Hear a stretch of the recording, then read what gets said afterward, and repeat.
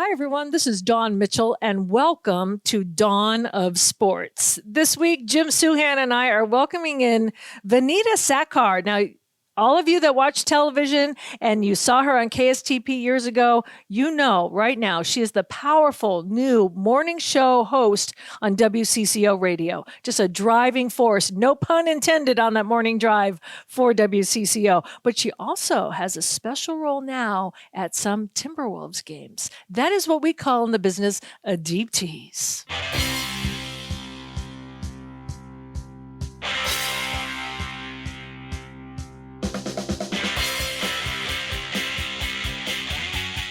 Well, Dawn of Sports. I was in Atlanta over the weekend, and we joke, we make mild age jokes on this show every once in a while, just because we've both been doing the jobs for so long.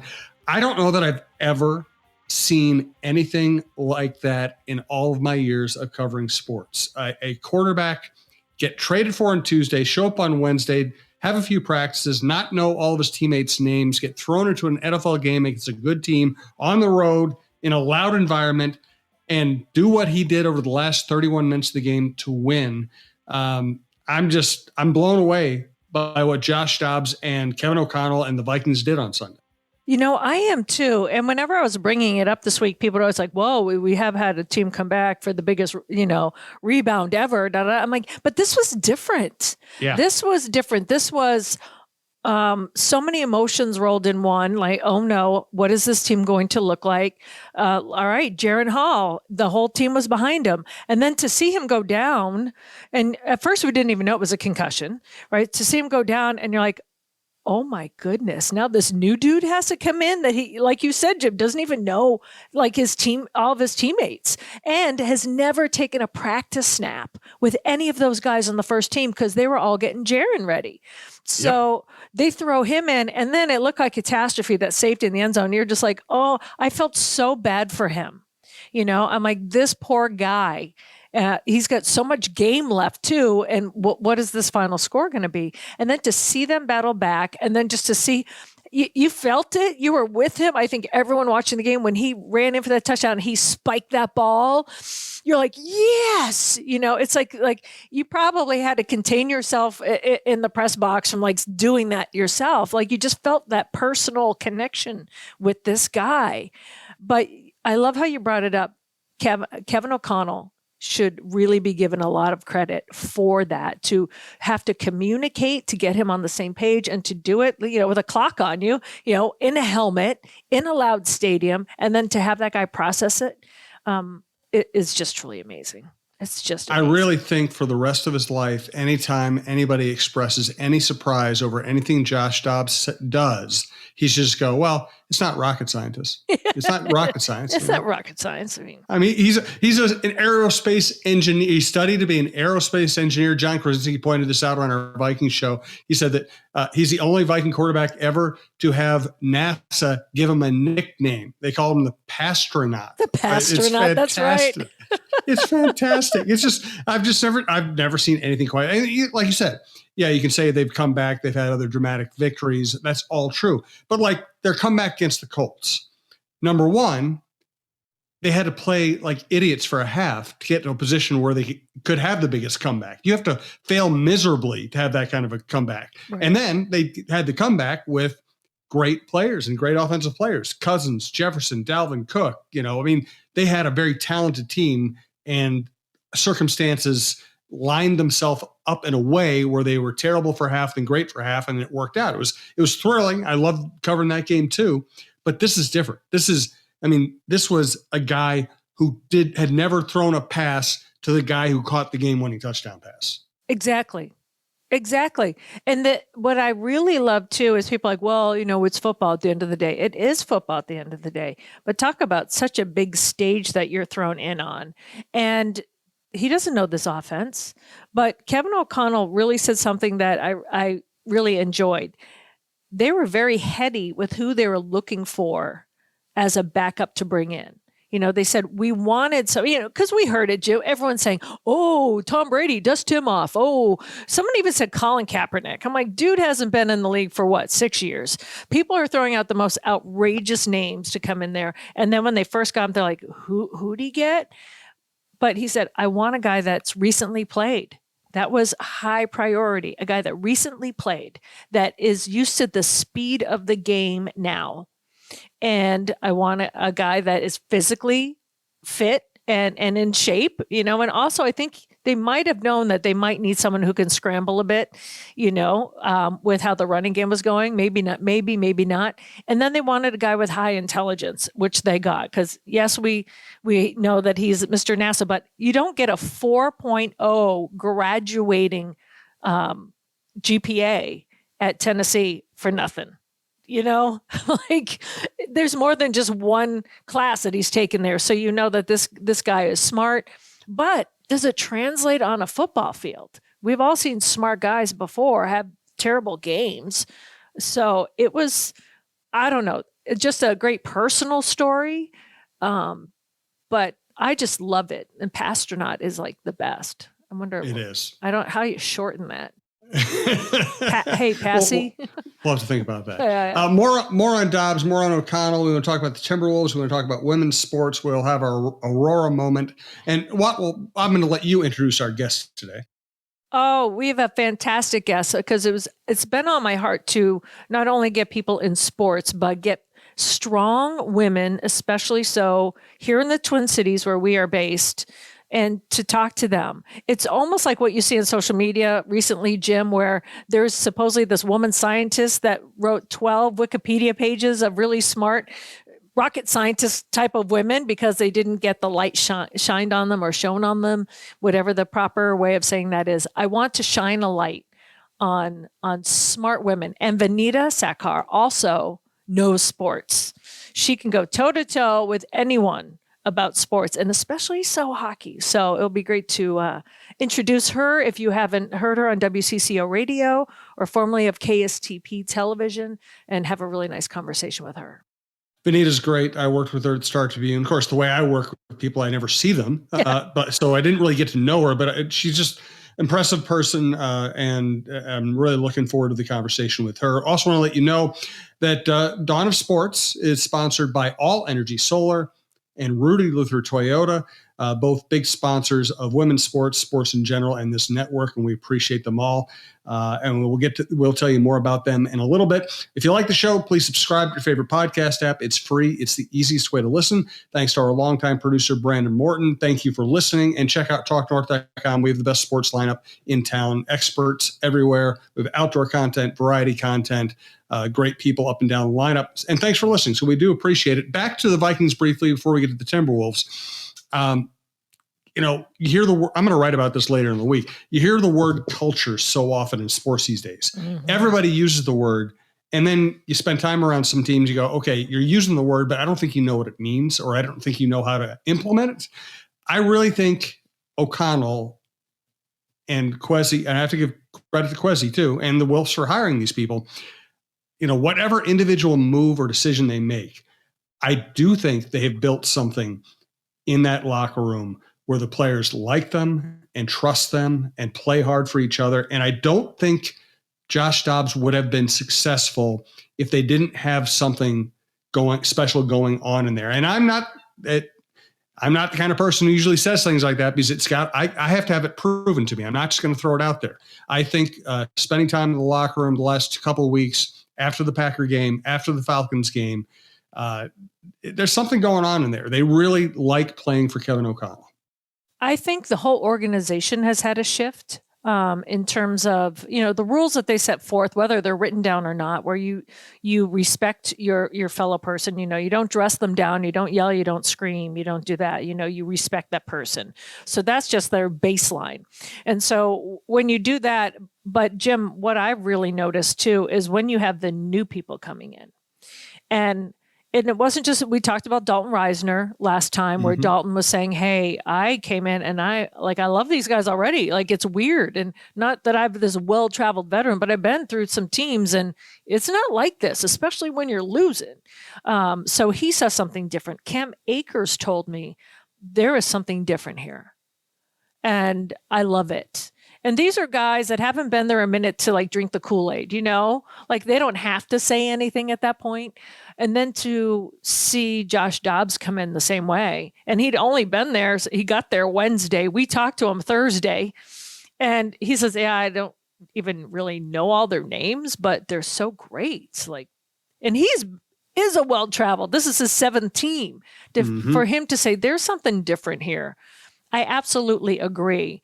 And I love Kevin O'Connell's post-game speech where he said, it's about doing it for the guy next to you, whether you've known him for 10 minutes, when he looked at Josh Dobbs, or Harrison Smith has been here 12 years, like you put yourself on the line for this person. And I call it the immediate inclusivity. Like you don't have to earn your stripes. Like, what have you done to belong? Right. It's like, if you're in this locker room, you're in. And that's what I feel the difference is. And I agree. People are like, oh, look at Josh Dobbs. He was, with Arizona, but they were terrible. And I'm like, well, he's not it's not one guy in a team. Look at the rest of the guys around him that might have, 1-7 when he was with them. Surround someone by the right people and great things can happen. So that culture is really interesting. I think Alexander Madison was asked, and I think it might have been Kevin Seifert saying, that word culture is thrown around. What do you think it is? And he's like, it's just being there for the person next to you. And if it changes to a different person, that's who you take care of. And they seem to breathe it. And there's a looseness in the locker room. You can tell that. It's evident when Kirk was there before he got injured. It's even evident that he is injured, that he's still going to be part of the team. It's kind of a cool, I don't know, KL walks the walk. And I've said that many times, but for me, that's the important thing in life. You can just throw out a bunch of words and say things and then look at your team. Do you mean it? Are you putting it in action? And I think they do. I agree. Vineeta is going to join a great list of guests that we've had here in the early going in the show. We've had Mark Rosen, Jack Jablonski, Jim Cott, Chad Greenway, Mike Tirico, Andre Yak, Laura Oakman, now Vineeta, and this is all Dawn's work. This is Dawn lining up the best people from local and national media to talk to. We're going to keep it going. We've gone heavy on excellent women this month. We're going to continue that, but it's not always going to be just women. It's not going to be just men. It's going to be whoever we want to talk to any given week or month. Dawn's done a great job with the show. And let's hit on the Wolves before we get to women's sports. They, on this homestand, they've beaten Miami without Jimmy Butler, but still a very well-coached team. They beat the defending champs, the Nuggets, who are clearly still the best team in basketball. And now they've beaten the 5-0 Boston Celtics in overtime, playing great defense against the number one offensive team in basketball. And right now, the Timberwolves rank number one in team defense in some metrics. We just haven't seen that before. And guess what? And here's the interesting thing. The Gobert deal did not work out immediately. The Mike Conley trade was questioned by a lot of people when it first happened because you're trading a very talented shooter in D'Lo for an older point guard. Right now, the way Gobert is playing defense and rebounding, the way Conley is playing and leading, in fact, they got Nickeil Alexander-Walker in that same deal, and he's a key player off the bench, especially defensively. Those deals might end up looking great. I agree. And I also want to harken back to our last show where you were very disappointed in their offense. I can't let you off the. I'm still disappointed in their offense, but their defense has been so good they've survived. Right. And well, I still look at Anthony Edwards, what he put up like 38 against Boston, right? Yep. Like you said, they have a shaky start. They're starting to turn things around. I think the offense will come. Naz Reid has been amazing. It's not like they've been terrible and all that. But I think I was like, wow, Jim Souhan says he's not impressed with their offense. And look at them blowing out the Nuggets. Like I was like saying, Jim, you should just put that out into the universe more. Just call people out. I know you call people out, but it's like that was fantastic. But the defense, you're right, just watching how they played these last few games, and I think they went just surpassed the Celtics on the defensive rating as well, just with a couple of their victories this week. I like how they're playing together as a team, and their defense, not one person feels that they have to do it all, which is usually when mistakes happen. But I've really been enjoying that. And then you hear the MVP chants for Ant, and I'm down for that too.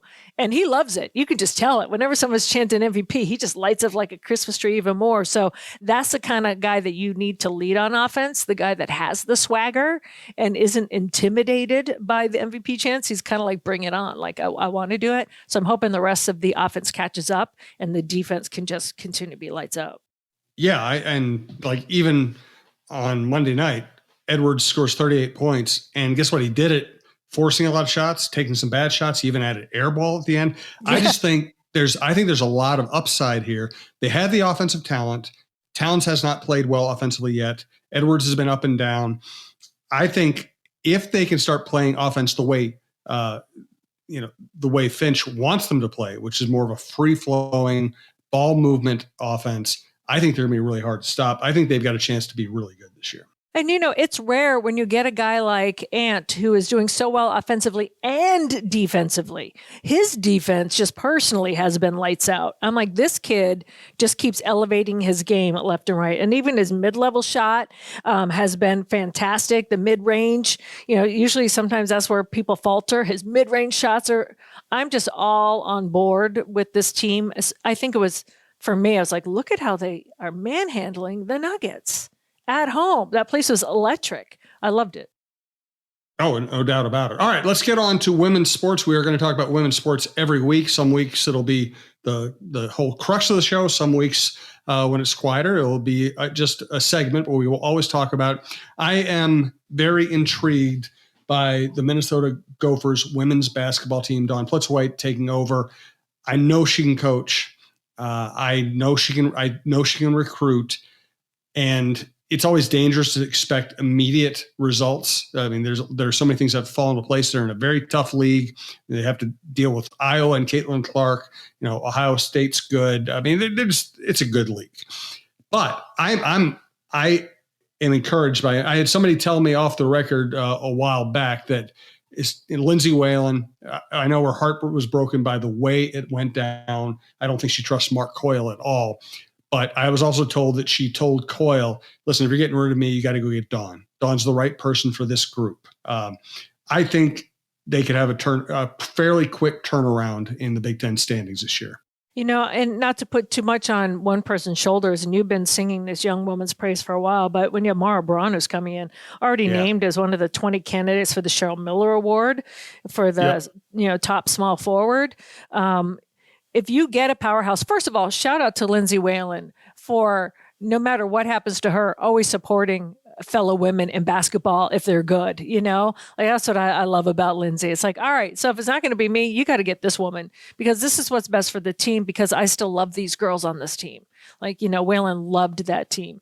So I want to see what Dawn can bring to the table. I mean, she has the resume, she has the chops, and she has Mara Braun. So Mara, I'm just so excited to see them get this thing underway and see what she can actually do and maybe power this team forward and get them back to where they used to be.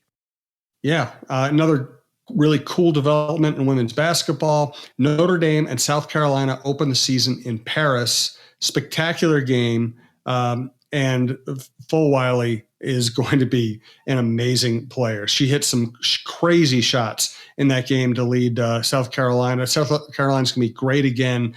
I think with Caitlin Clark, with Paige Beckers healthy again, with the Gophers, I think taking a step forward. I think women's college basketball is set up for a great year. I do too. And the fact that it's in Paris, the fact that they're showcasing women college sports, I am like that right there. I just kind of sit back and sip my iced tea, kind of like that Kermit, meme. And I'm like, this is what we're talking about. People are going to show up.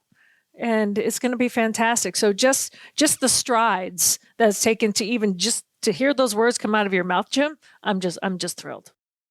Yeah. And guess what? Women's college basketball is going to make a lot of people a lot of money. And, Yes. and when that starts happening, then everybody's all in. It should have happened earlier, but it will happen. One more segment I want to get to today. Give me a scouting report on Maddie Greenway. Oh my goodness. So first of all, I was just at her soccer game. So, I'm so sad, not that I was rooting, but it was my off day, and sad that, her Go Blue did not go.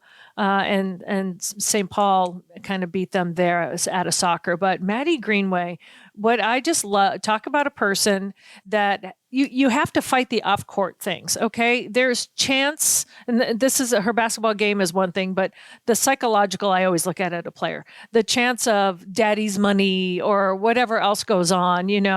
People like to tear down something, and she doesn't let it get to her. And she works on her quickness. Driving to the hoop. She's working on her defense. I think the scouting report for her, I think she can lead not only her team, but watch her stats will definitely lead Minnesota State basketball this year. Now let's get to our Aurora moment. Oh, my Aurora moment is I want to go back to something that we talked about beforehand, because again, I think it's just easy to say Minnesota Aurora 2 is here. The fact that there is a second team for, first of all, overflow for women that can't make the number one team, but just to have a pipeline. I wanted to talk a little bit more about this, Jim. We have seen other sports where, hey, basketball, they have the college pipeline. When you look at soccer, it's kind of like this disjointed pipeline, even in men's soccer, to how to get there. And, I think Manny Lagos, and they've always been working on how can we kind of streamline it to kind of bring the next level of talent up. The NBA is doing it now with the G League.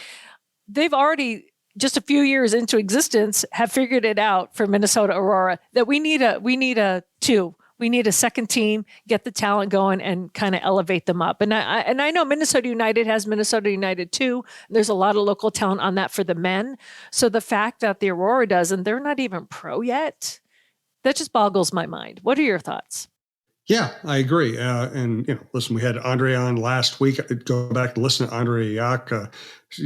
I'm still stunned she started her own soccer team and that it has gone the way. So I'm not surprised she's been successful. I'm surprised she was even had the idea and did it in the way she did it, and that it was overwhelmingly successful on day one. Anybody who gets into that game is probably looking at some kind of long, slow build.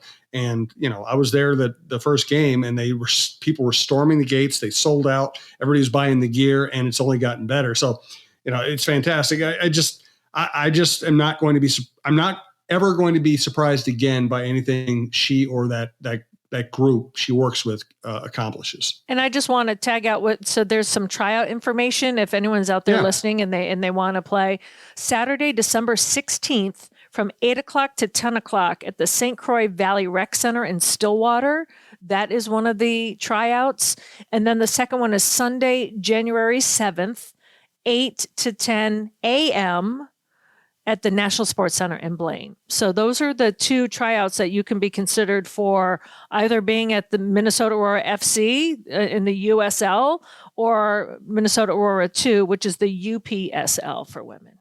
Let's move on to our favorite segment, FTG. You have to figure out what it means. Do you have any candidates this week? I do if you don't. Yes, I want to hear your candidate. Go ahead. Okay. Number 1, Falcons head coach, Arthur Smith. He has spent 2 first-round draft picks on wonderfully talented offensive players, Kyle Pitts, the tight end, and Bijan Robinson, the running back, and then he doesn't use them. He barely uses his most talented players. The Vikings certainly earned that victory, but if Arthur Smith knew how to use his offensive talent, the Vikings might not have even been in that game. And I'll save I had 2 candidates. I'm going to save candidate number 2, very familiar to Vikings fans. I'll save that for next week. Oh, that's good because I don't have one for this week. I Okay, was well, looking hard it's not a requirement, but I know. just by my nature, I'm always going to have an FTG. I So love it. anytime you don't have one, I'll be here for you. That's awesome. And I do agree. Now that you brought it up about Arthur, I'm like, yeah, I second that FTG. All right, we're going to get to our conversation with Vineeta here shortly. We do want to let you know that we really appreciate Rudy Luther Toyota, a great business that has been great to this network and a great booster of women's sports. Ready for a women-forward car dealership? Rudy Luther Toyota empowers their many women on staff in sales, management, and service. Whether you are looking for a new Toyota or pre-owned vehicle, Rudy Luther Toyota has something for everyone. Every vehicle comes with a Luther Advantage. 10 cents off fuel and car wash discounts at holiday stations, Luther Advantage warranty, and 5-day return policy on pre-owned vehicles. Located just 5 minutes west of downtown Minneapolis, off 394 and General Mills Boulevard. And they're also hiring. Want to join the team but don't know where to start? Visit rudyluthertoyota.com today. Also want to let you know that all energy solar panel installations are done right and made easy thanks to more than 14 years of experience in Minnesota and beyond. All Energy Solar is ready to take any solar project from design to installation and everything in between. That's for home, business, or both. Find out more about going solar at allenergysolar.com/coach. Well, I'm really excited about our guest this week because it's been on my heart, and Jim knows this, and Jim said, yeah, let's go for it. I just don't want to talk to people who only do sports. But Vineeta Sawkar is a lover of sports, knows so much sports. We pick each other's brains on sports, but if you don't know her and haven't yet met her, you are missing out. The David Lee, when he left WCCO radio, many people think, how are we going to fill the shoes? And they look to Vineeta to do that. And let me tell you, Vineeta, you not only have filled the shoes at WCCO Radio in that morning slot, you have taken the ball. Let's like forward this metaphor, shall we? Right, Jim? Take the ball, stiff-armed people over the line and in for the touchdown. So welcome to the show. Thank you so much. What an introduction that is. I feel really honored. No, there is no way you can replace Dave Lee. There is no one out there who can replace him. I'm just happen to be in that slot, and I'm excited to be there. No, but you get that nod, that tap on the shoulder for a reason. So tell people back home, you used to be an anchor, news anchor. You're in the TV business. We know how that is for years at Channel 5. That's when we first met. And then after you left that, you went to the private sector. And then to get back in, I know it's radio, but it's still just like TV. It's kind of that crazy, I picture almost like The Simpsons. Like you went out the door, you put the hat and then you turn around, come back in, put the hat back on. That's kind of how I feel. Like, well, hey, out the door and back. I had a chance to work with Jim at the Star Tribune too. Did I had you really? 3 years at the Star Tribune. I did videos online. Loved my time at the Star Tribune. Learned a lot from those journalists there. Some of the best. I'm not just sucking up, Jim. Some of the best journalists that I've ever worked with were at the Star Tribune. But yes, I was in the private sector, and I'm at University of St. Thomas. Everything's going well. Director of Public Relations. I thought, you know what? I can stay here for a long time. The broadcasting industry is in the past, and all of a sudden, Brad Lane, the brand manager at CCO Radio, reached out to me and said, would you consider doing this? And I thought, radio? Really? Me? I've done radio before, but I thought, gosh, WCCO Radio, that's the ultimate. That is the news talk station of the region.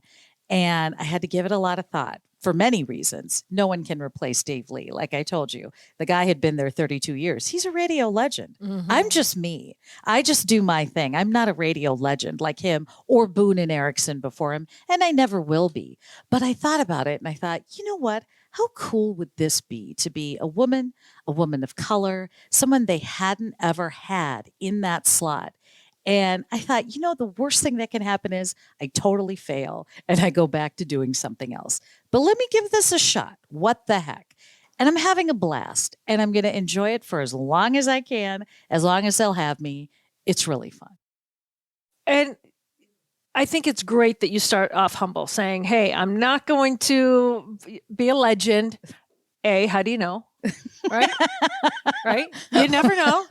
Brandon's like, right.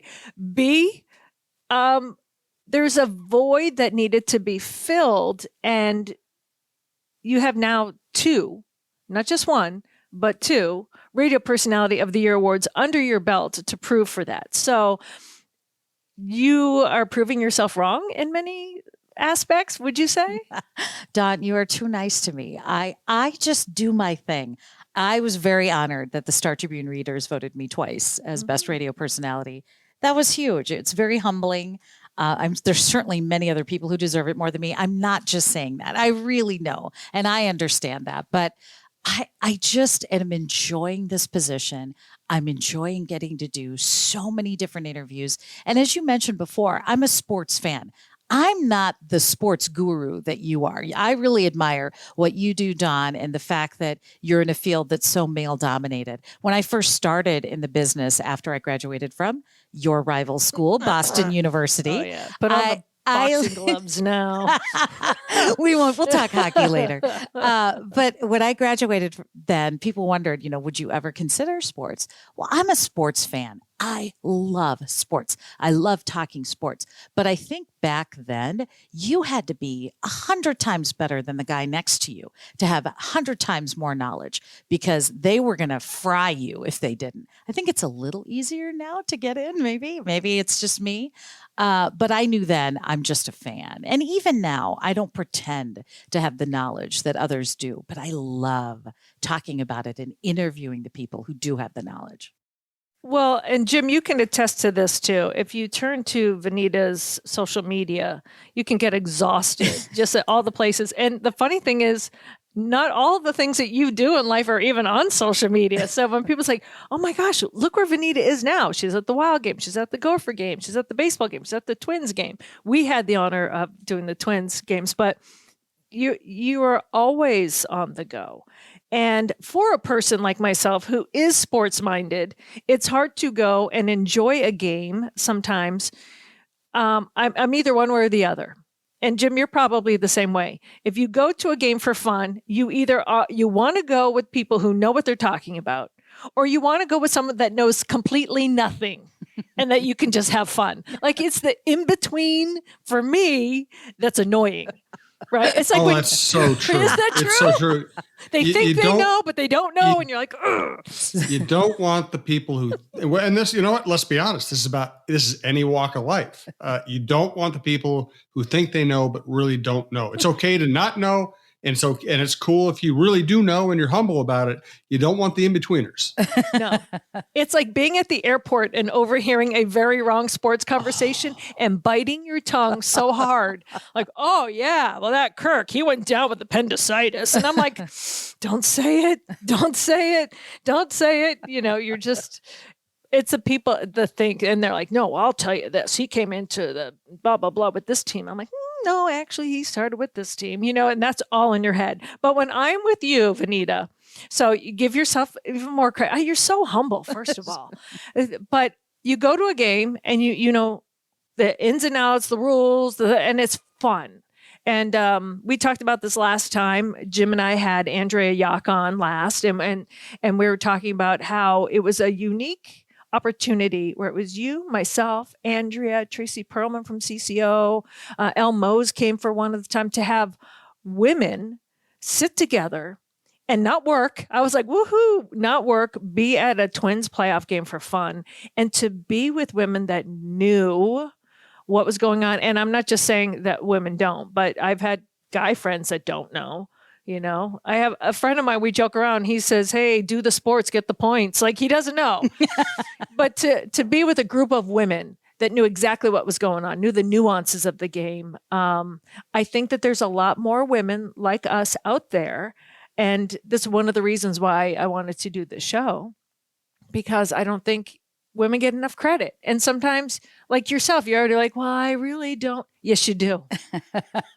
Well, yes, you do. I thank you for saying that. That was really fun, going to that baseball game with all of you. And And as you're talking about, you don't like to go to games with people who really don't know what they're talking about. I agree with you both 100%.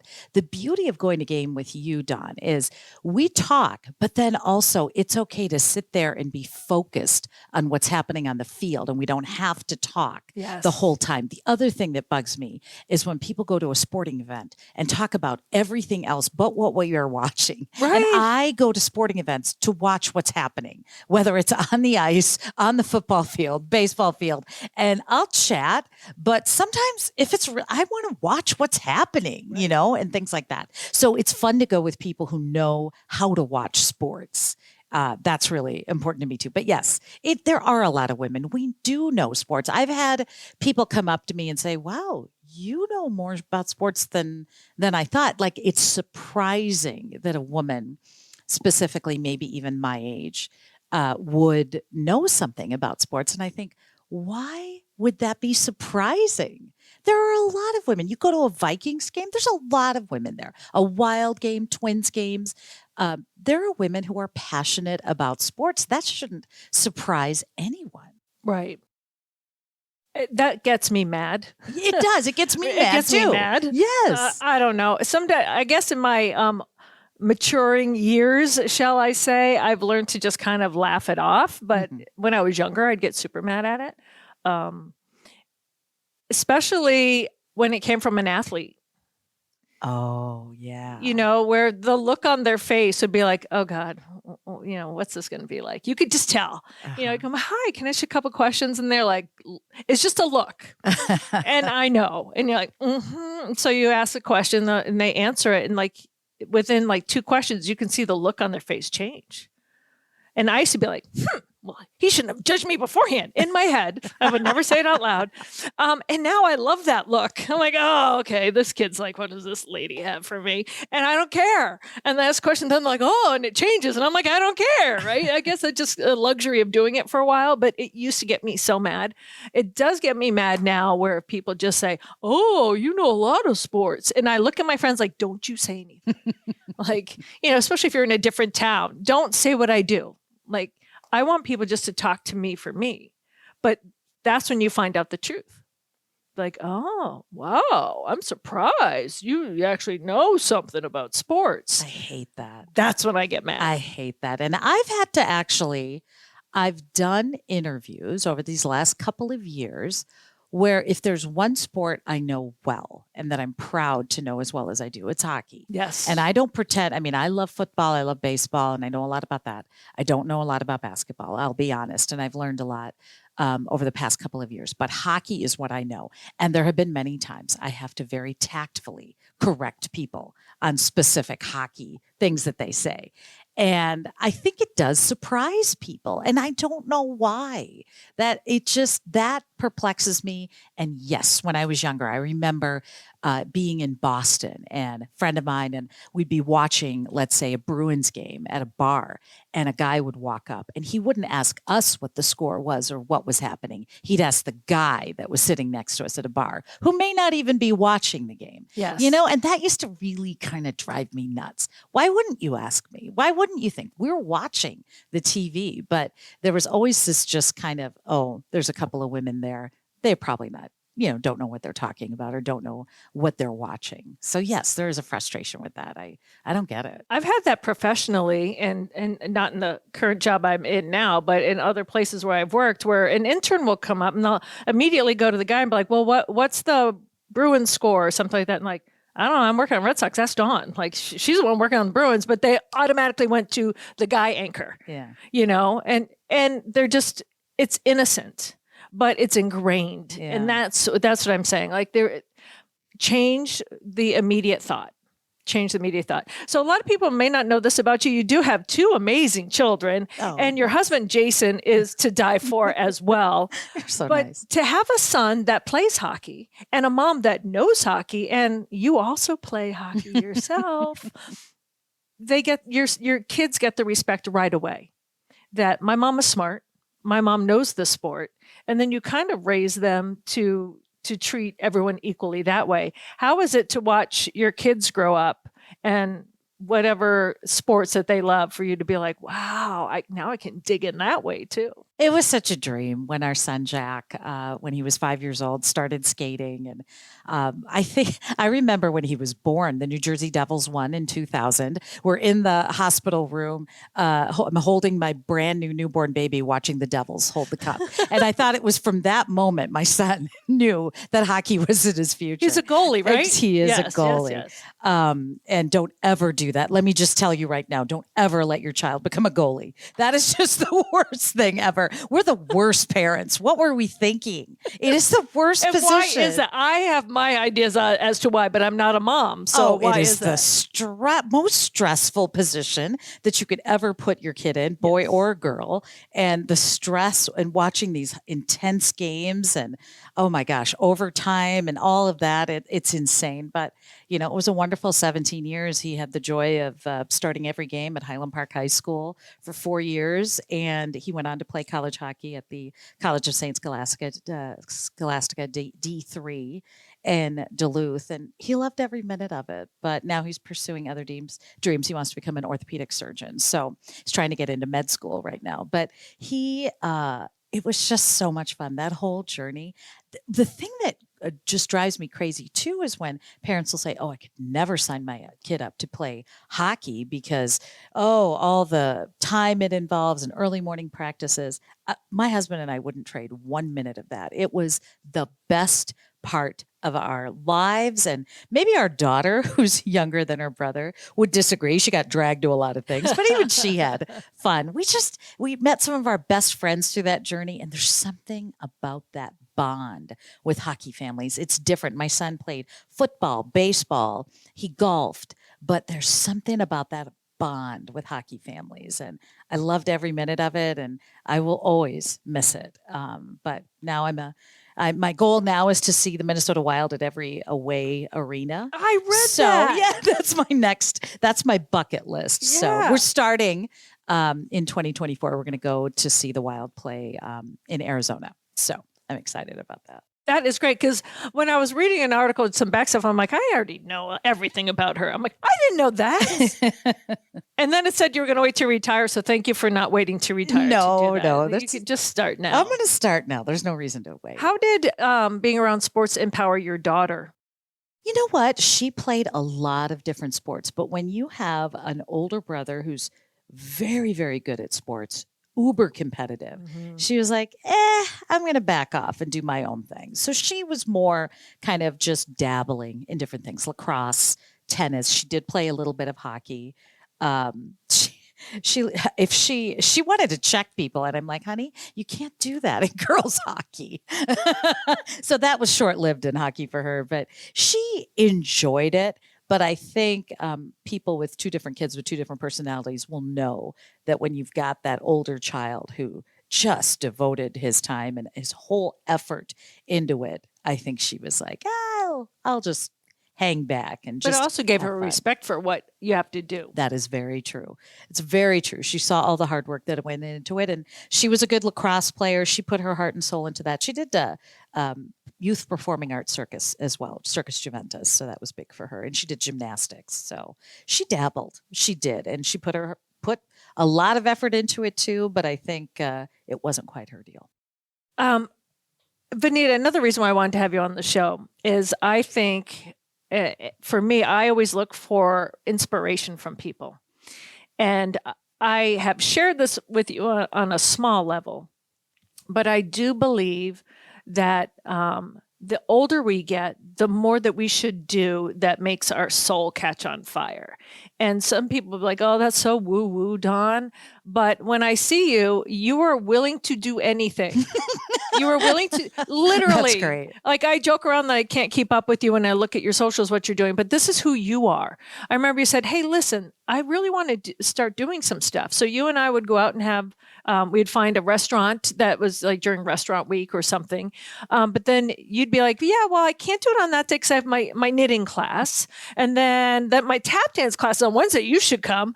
And I'm like, wow, that is inspiring for me because, and on a deeper level, it's trying things that you've never done before. On another level, I really think that you should just brand yourself and you should become an influencer for people, because people just think, oh, this is time where I just want to chill out and go home and watch Netflix. And you don't. So like you basically inspire me to get off my couch sometimes on my rare off day. I'm like, what would Vineeta do?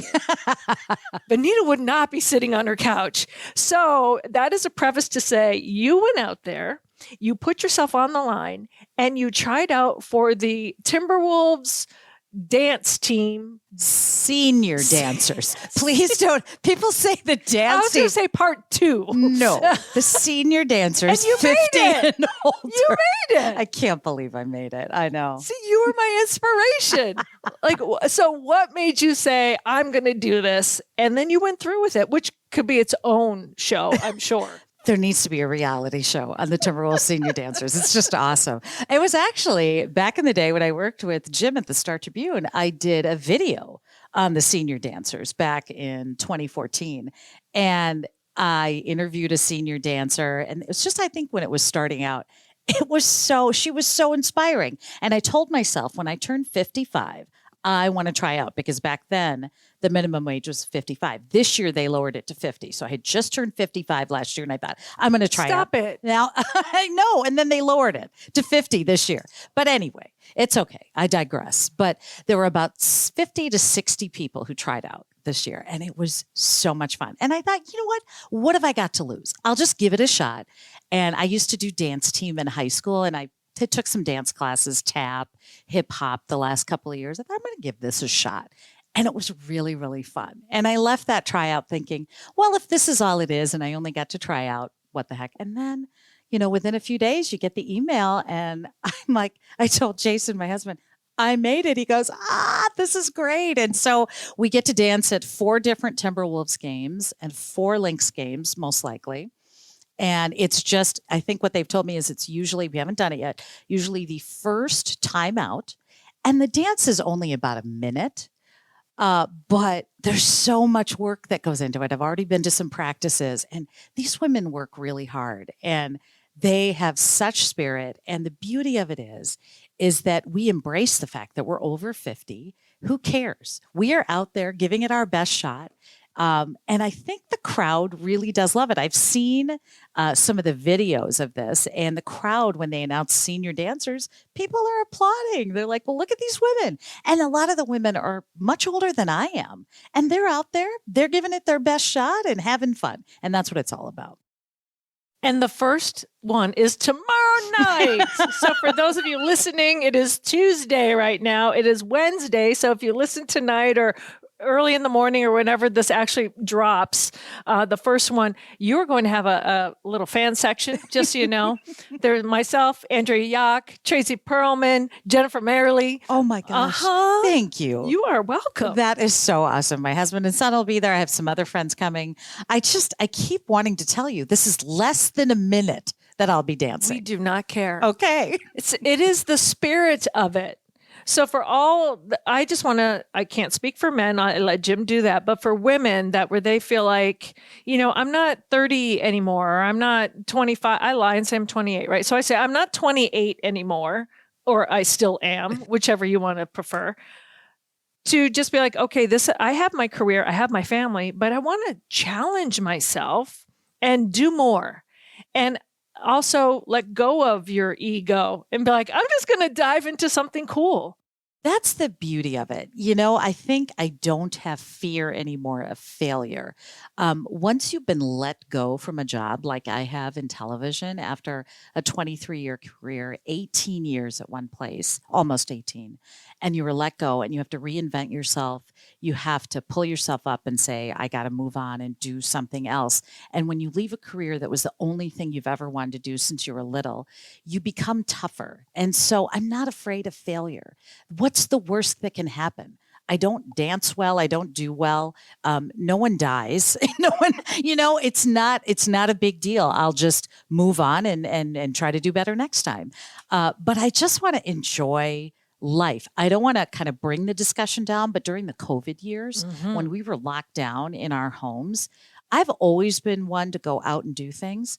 and I'm a big extrovert. I mean, every survey that you fill out, those personality tests, I'm off the charts extrovert. And so when we were locked down, some people, I was so envious of introverts. They loved it. They loved curling up, just being at home with their family, doing their thing and not having any pressure to go out. For me, it was suffocating. It was suffocating. Even though my family was there, all I could focus on was, oh my gosh, I can't see people. We can't be out. There's no sports.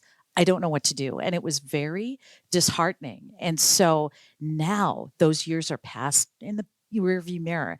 And I still have that feeling of appreciating a crowd, appreciating an event. So I don't say no to many things because I don't want to miss out. I missed out on a lot. We all missed out on a lot in those COVID lockdown years. So now to be back in with life, to be in a big arena at a game, to be at a theater, or to be able to do the senior Timberwolves dancers, why not? Just go for it. I just feel like I saw what life was like without that, and now I just embrace it.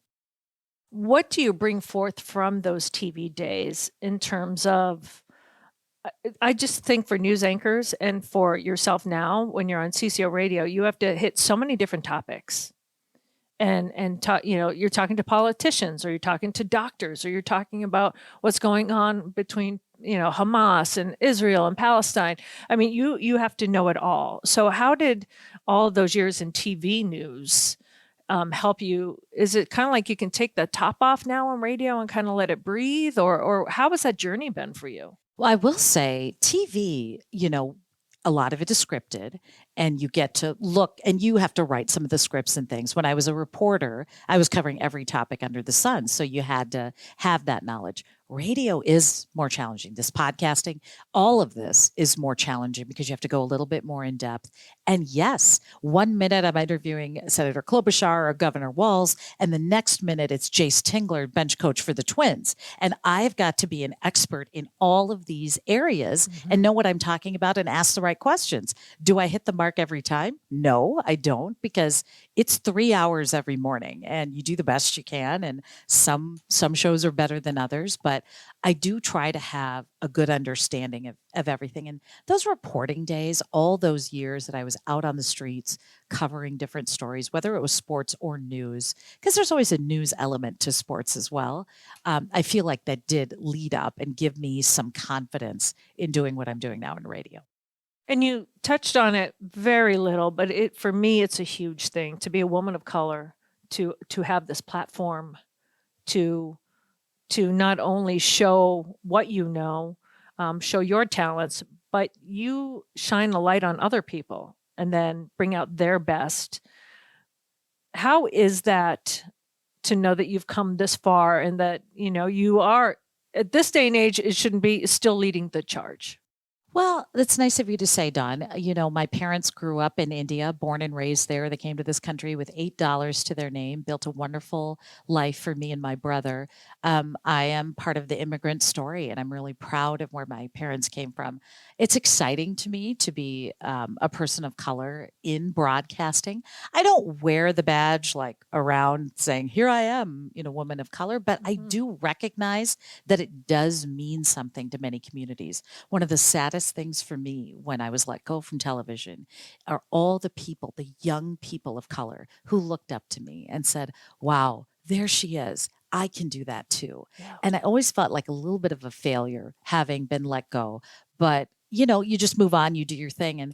And so maybe, if someone happens to listen or know that I'm on the radio, just for them, maybe a young woman of color to know, maybe I could do a podcast. Maybe I can do this or that it's possible. Sometimes you have to see people in those positions who maybe look like you or have a similar background to make you think, wow, maybe I can do that. So if I can serve as that, to me, that's the most important part of the fact that I am a woman of color on radio, that maybe someone else can say, I can do that too.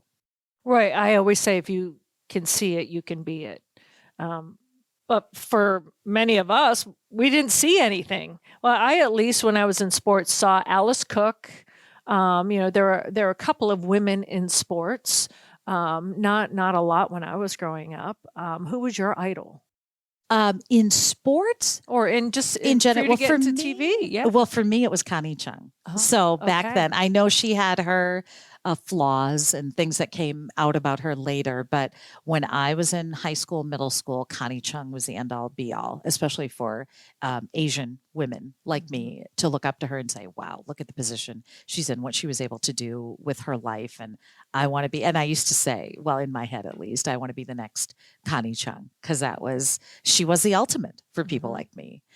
So for me, she was definitely that person. But it was great to see over the years all the women who were on the sidelines at football games. And, what I like to see, what I want to see more of is more women analysts on these NFL shows, at halftime and things like that. Yes. I would really love to see more Don Mitchells, doing that type of thing on network TV. You still don't see enough of it. I liked in hockey, you're seeing some women break ground in that area, but in football, I haven't seen that as much. Yeah, that is something that Laura Oakman and I were talking about, how, at first we're happy just to be there. And then there's these specific roles that you're put into, where now if someone's when Laura first started on the sidelines, that was not your entry role into it. Like, she had already hosted shows, she had already been X, Y, and Z, and being on the sidelines means that's a culmination of your experience and what you know. Now, sometimes that's the starting role. And I still want women to get in there, right? But sometimes the starting role, and then that's where they stay. So where's the woman? She's, either the host asking the guys their opinion or on the sideline. And now a little bit, which is why I value what Fox 9 has done for me in terms of the role. Like for the past couple of years, they let me be on the first half hour of our pregame show.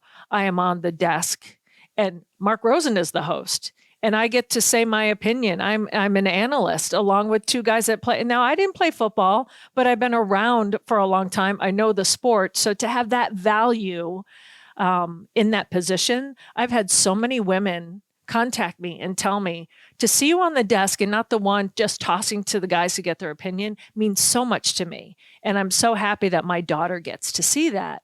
And I just knew, for me at first, maybe a little selfishly, I just wanted to say, hey, well, I talked to that guy in the locker room. This is what he said. And this is why he's not doing this, or my perspective of it. I've never played the game. So I leave those X's and O's to Ron and to Ben and to Pete, because they're like, yeah, well, as a linebacker, you line up and you do this. And when you see a safety come over the top, they talk about that. I understand what they're talking about, but I can give the other insight as to what I know. And so I think that that's such a valuable role, and you don't ever really see that. I think I saw it on hockey a couple of times, maybe during the draft. There's a woman that breaks down all these draft people, and she's an analyst. And I'm like, you go. Yes. Exactly. I love that. So the non-traditional roles, that's what Laura said. Now, I want to see women that want to be the CEOs of the team. Right. The general managers of the team. So, and then to have men who support that is amazing. Like when I see your husband, Jason, support whatever you want to do. He has no choice. He has no choice, but with joy. He is joyful. Jason, if this is a shout out to you, if you're listening, you just look at him and smile. But I can just picture is there ever a time he goes, I don't know. Can you just stay at home? No, he's Never. really good. He's really good about it. But, I do give him a pass every now and then. I'll say, you don't have to go to this, or we don't have to do this. I'll find someone else. It's okay. Don and I will go to this. We'll do this. Don't worry. I don't make him go to everything, but he's a good sport. I wanted to end with this. I know here in Minnesota, the hockey is just starting to get going. And the high school hockey tournament is the huge thing. And I have come to love it I'm now entering my 20th year here in Minnesota. And I always say, when I tell people back home, there's some nuances from back east to here, Minnesota, Massachusetts, totally different. But the nuances, yes, it is a big hockey town back in Massachusetts. We do not have that high school hockey, but we have the bean pot. Yes, we do. And for those of you who don't know what the bean pot is, it is like the Minnesota high school phenomenon, but just for college and just for 4 college teams. That's it. And it's BC, where I went, BU, where Vineeta went, Northeastern, and Harvard. And the place is rocking. So when I got here to Minnesota, I was thinking, gosh, I can never watch the Bean Pot. And I don't know how it came up. We didn't know each other that well at the beginning. And you're like, oh, well, I host a bean pop party. To be the only BC girl in a BU bean pop party, I want credit for that. But You do get credit. yes, thank you. But can you explain to people, you can probably explain it better than I can, just what that means and what the bean pot is? Oh, it's such a huge rivalry. And back in the day, it was at the Boston Garden and, that old building, and so much fun. Rats running around. Exactly. Pretty Yeah. much.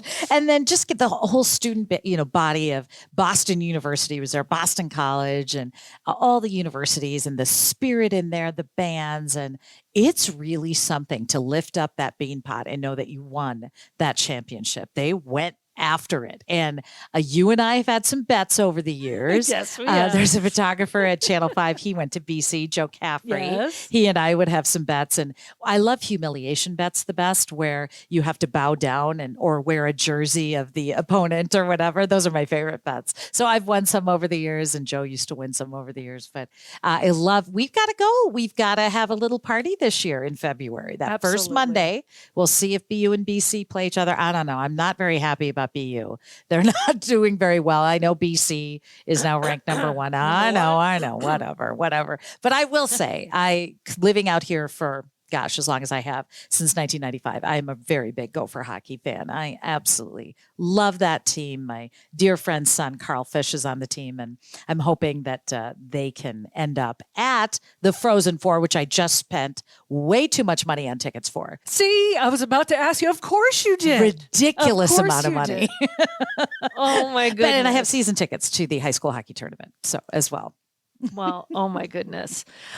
So your favorite athlete ever, Wayne Gretzky, hands down? hands down. Did you tuck your shirt in on one side too? growing up? Of course I did. I traveled all over the country to see him. I almost missed a final at BU when I went to go see him play in LA. Wow. Yeah. Back in the day, I just thought he was the best, the ultimate in class, and known for his assists, for his goals. Yes. But really, he was the guy who got the puck to people. And to me, that says a lot about the kind of player he was. So I do miss that. And I miss seeing him. But I'm glad I got to see him all over the country. It was fun. Your favorite news interview you've ever done? Oh, goodness. People ask me this. I don't really have any major thing that I've done, and you know how it is. Yeah. Half the time, I think about, who did I just interview yesterday? What day is it? What Who is day it? is it? And what Is was there the any interview? that sticks out to you, like that's something you remember because something peculiar happened or something? That's a really tough happened? I did sneak into the news conference where Wayne Gretzky was in town. I was with the media, and I snuck in and I asked him a question. That was really fun. For me, it's never been really about the big athlete or the big, politician or actress, whatever it is. For me, it was some of those everyday stories. And you know what this is like. The everyday human element stories that you're in and talking to someone who's been either through the worst thing in their life or the best thing in their life. And it was those kind of conversations and interviews. Those are the stories that stick with me. The people who've lost, friends, law enforcement officers who've died in the line of duty, and you talk to their family or their coworkers. To me, those are the interviews that really stick with me and make me proud to have been a TV reporter and to be able to tell those stories. So I know it's not an exciting answer, but to me, those are kind of the stories. And sometimes you see them out and about. I've lived here for so long, and they'll say, do you remember you came to me? And I think a lot of times I will, and sometimes I don't, because you do so many stories. Right. But the effect you have when you swoop in and do these stories when people are at their worst or their best, it kind of has a lasting impact. So I've always loved that about being a reporter. Yeah, and I think that's what you and I share. I love to tell people stories, that, maybe this enclave of people know, but other people should know this. They should know what you fought through to do that. So you add this eloquence to it, elegance as well, to tell their story because they're trusting you It's a huge to trust tell factor. it in a way. Yes. Yes. And I take that responsibility, and I know you do, very seriously. You want to make sure and tell it right. Well, Vineeta, Thank you for joining us. I could talk to you like for a whole nother hour. We could talk about Wayne Gretzky even, but thank you so much. And I just want to let you know that I know that we are friends, but I appreciate your passion, your spirit, but again, your nice elegance in how you carry yourself and how you respect others. And that I find you just gracefully sliding, whether you're talking to a politician or to a doctor or to, a magician that has to go on the show. That's a skill, and the light just shines right through you. So thank you. You are too kind. You haven't seen me at some sporting events. I'm not that elegant, though, when I'm yelling and screaming. Oh, we'll get that on. We'll get that on. And I expect to see that shining through for the Timberwolves senior dance team. Yay! Oh, we'll see how it goes. Wish me luck. Pom-poms? No pom-poms. Okay.